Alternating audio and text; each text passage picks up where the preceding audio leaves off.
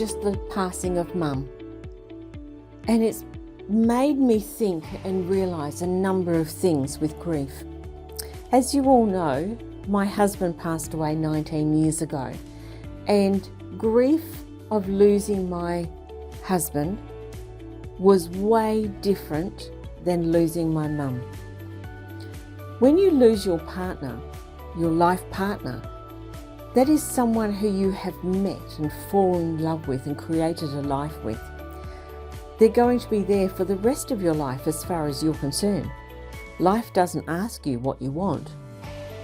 So when he passed, he was 44 and I was a widow at 41. How on earth am I going to cope for the rest of my life without him? We had planned this life with our children, and all of a sudden that was shattered. I had to try and work out how I was going to move on. And with that came the grief that I carried in losing our future, the grief that I carried of losing my lover, my friend, my confidant, the one that I told everything to, the one that knew my inner deepest secrets, the one who we would laugh together, create the life together, raise these children together, all of a sudden was gone. The hardest thing I found with losing Bruce, and in the grief with losing a husband, is that I had no one to talk to in the evening. The days were fine until something would happen. I'd go, oh, I've got to call him. And he wasn't there. Those little things were really hard. The other part of grief when losing a partner and having children at home is that your grief in some ways keeps stopping and starting and stopping and starting because you've got to deal with the children and their grief. And because grief, there is no right or wrong way. They say that there are 7 or 8 or 10 steps to grief, and you get angry and you get sad, and yes you do, but everyone's different. So there is no right or wrong way. Some might do angry to start with and then do the sad later. I remember I was travelling along the road one day and I was really sad this day, and it was a good several months after Bruce had died, and there were people next to me in the car and they were laughing at something and I was sobbing. I wanted to get out and I wanted to bash them. And I know that sounds terrible, but I wanted to let them know, how dare you laugh, because my world is shattered. And this is what grief does to you. I was angry and sad at the same time. I want to let the world know that I'm hurting. My whole family is hurting. Grief is also learning to cope again. And when you have this grief, it's finding that you don't think properly, you don't process things properly. And that's why I always say is that when you go through something, especially losing a partner, is don't make any major decisions for at least 12 to 18 months until you start actually coping again. I found that with the grief that I was going through, I found that my head was full of cotton wool and I was trying to think and make decisions through that. That's the only way that I can describe it. When I had the grief of almost losing my daughter, and that was a different grief because it was a shock and it was sudden from that phone call, from the car accident that she had. The grief of that in that first 12 hours is that if she makes it through the operation, she will be a quadriplegic. So that grief all of a sudden is that I went into a grieving mode because the likelihood of my daughter dying was very high.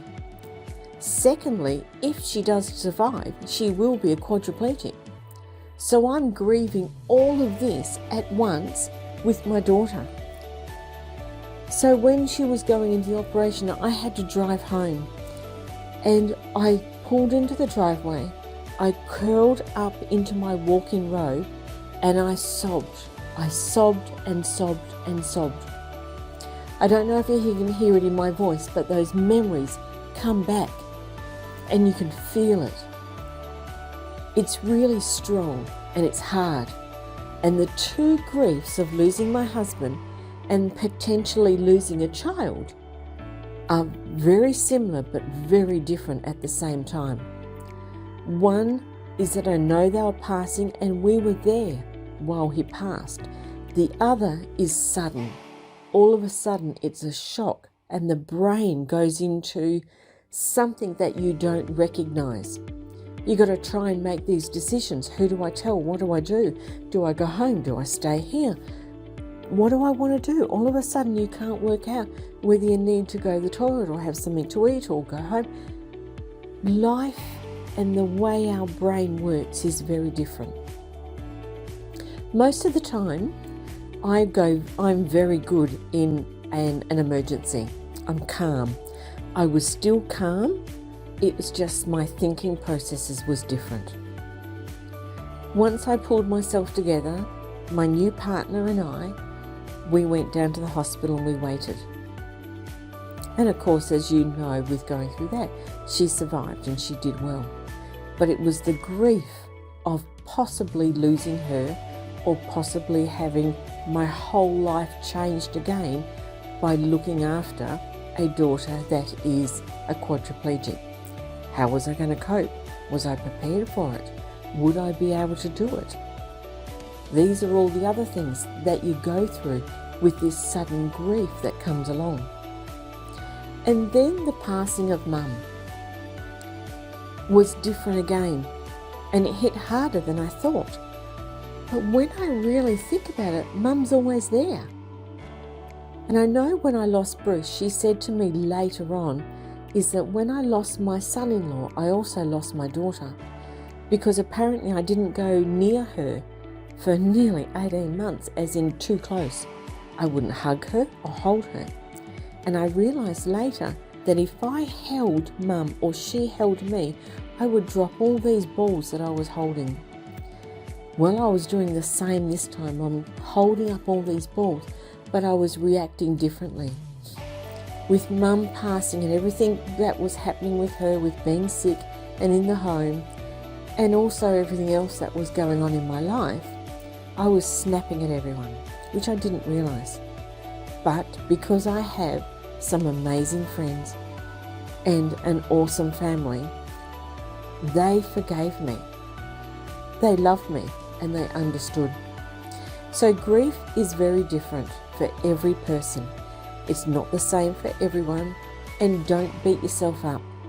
I do. I tend to beat myself up a bit because I hold myself at just a standard, and when I don't meet that, I get really angry. So, grief is different. How you grieve for someone or something to how someone else will be different again. So I want you to think about it so that when something happens, don't go through and all the stages of grief. Yes, they're all there.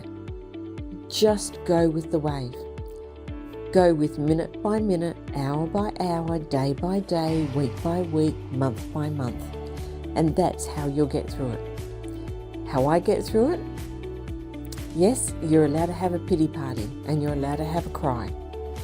But having good friends around you and good family around you is the key. So I hope you don't ever have to go through grief. But if you do, or if you know who someone is, just accept them for who they are at the moment, because they may not be portraying the normal traits that they normally do.